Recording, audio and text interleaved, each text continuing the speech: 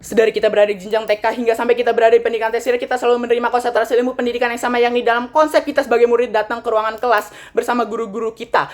Namun dengan terus berkembangnya peradaban manusia, terbentuklah konsep baru dalam transfer ilmu pengetahuan ini dalam bentuk daring. Sistematika daring ini telah mengubah konsep transfer ilmu pengetahuan kita yang awalnya hanya tentang satu ruangan di mana murid dan guru berkumpul menjadi soal akses. Bukan lagi soal hadir secara fisik, tapi soal terlibat secara aktif. Kita harus menghadapi kenyataan bahwa konsep transfer nilai dalam bentuk luring ini sudah ketinggalan zaman, tidaklah inklusif dan lambat dalam beradaptasi dalam konsep pendidikan tersier.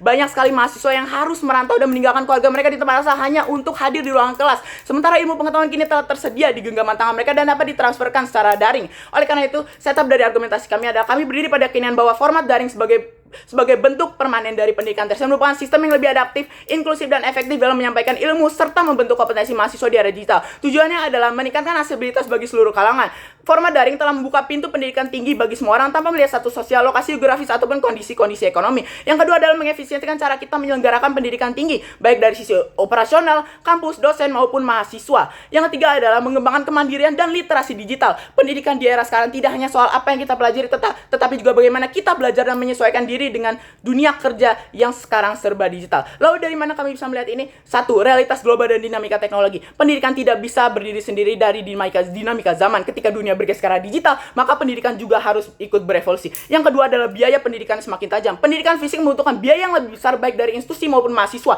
Sistem daring menawarkan alternatif yang lebih efisien dan lebih bermutu. Lalu bagaimana mekanisme pelaksanaannya? Yang pertama adalah digitalisasi kurikulum, yakni mengubah semua konsep pendidikan menjadi bentuk yang bisa diakses, dipelajari, dan diadaptasi secara daring. Hal ini akan mengarah lagi pada penguatan pelatihan dosen dan mahasiswa, yakni menyediakan transisi yang efektif agar semua pelaku pendidikan tidak gagap teknologi ataupun metode. Sebelum lanjut pada substansi kasus, kami ingin membahas kelemahan-kelemahan yang mungkin akan melemahkan kami. Yang pertama, banyak orang akan menganggap bahwa ini akan menjadi kehilangan interaksi sosial dan pengalaman kampus secara langsung. Dewan Jurator Emas, saya sendiri merupakan alumni COVID yang telah merasakan secara langsung bagaimana konsep pendidikan daring ini. Saya pada saat daring memiliki satu teman yang sangat aktif pada konsep daring. Namun ketika semuanya berubah kembali normal dan konsep pendidikan menjadi luring kembali, teman saya tersebut kehilangan kemampuan sosialnya. Artinya apa? Artinya konsep luring tidak menjamin bahwa akan terjadi kemampuan sosial yang terus meningkat dari sisi manusia.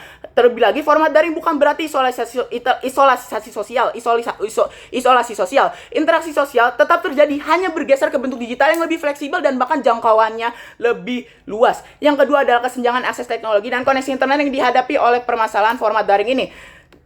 Memang ini adalah kelemahan yang cukup nyata, namun dalam format fisik, hal ini juga menciptakan kesenjangan yang bahkan lebih besar. Mahasiswa miskin harus tetap bayar ongkos harian dan hidup di kota yang mahal. Artinya apa? Kesenjangan mereka bukan hilang di sistem fisik, melainkan justru semakin tersembunyi. Lanjut lagi pada substansi kasus kami memiliki beberapa argumen. Yang pertama adalah format daring meningkatkan aksesibilitas dan pemenataan pendidikan tinggi. Pendidikan tersier selama ini bersifat elitis dan eksklusif. Mereka yang tinggal di daerah terpencil, tidak mampu secara finansial, atau memiliki keterbatasan fisik sering kali dikecualikan dari kesempatan belajar yang adil. Dengan format daring permanen, kampus tidak lagi menjadi bangunan geografis, melainkan menjadi ruang digital yang dapat dimasukkan oleh siapa saja, dan dari mana saja. Yang kedua adalah format daring mendorong kemandirian intelektual, literasi digital mahasiswa. Sistem daring mendorong mahasiswa untuk mengatur waktunya, mencari referensialitas sumber, berdiskusi secara mandiri, dan mengelola pembelajaran dengan fleksibilitas tinggi. Ini sejalan dengan kebutuhan kerja di masa depan yang tidak lagi menuntut hadir di tempat fisik, melainkan hasil dan kemampuan adaptasi. Karena di dunia kerja tidak akan ada dosen atau guru yang mengatur kita secara harian. Kita harus memiliki kemandirian intelektual.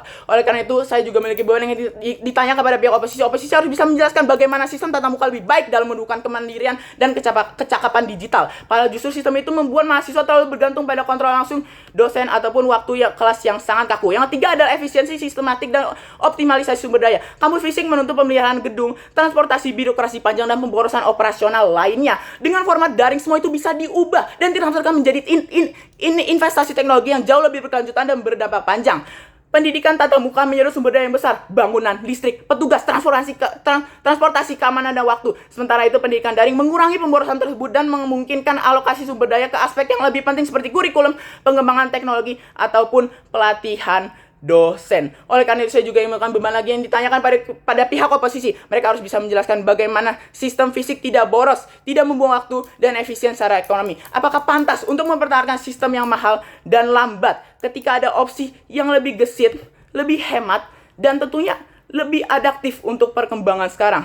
Dan untuk menutup perdebatan kali ini, saya sebagai dari tim oposisi berpendapat bahwa peralihan ke pendidikan daring bukan kemunduran, melainkan lompatan evolusioner di mana kita tidak sedang meninggalkan kualitas atau memundurkan kualitas kita, tetapi kita malah maju dan terus berkembang sebagaimana sifat manusia yang dinamis. Pendidikan daring memberikan fleksibilitas waktu ruang yang membuat pendidikan menjadi lebih inklusif dan lebih demokratis. Kami memang tidak mengingkari tantangan-tantangan yang muncul dari transisi ini, seperti hambatan teknis, penurunan interaksi sosial, hingga kekhawatiran atas efektivitas transfer ilmu. Namun kita telah menunjukkan melalui mekanisme yang konkret dan analisis yang logis bahwa semua tantangan ini bukanlah kegagalan sistem daring itu sendiri, melainkan cerminan dari kesiapan institusi yang bisa diperbaikan dan disempurnakan. Terima kasih, bangga menjadi tim pemerintah.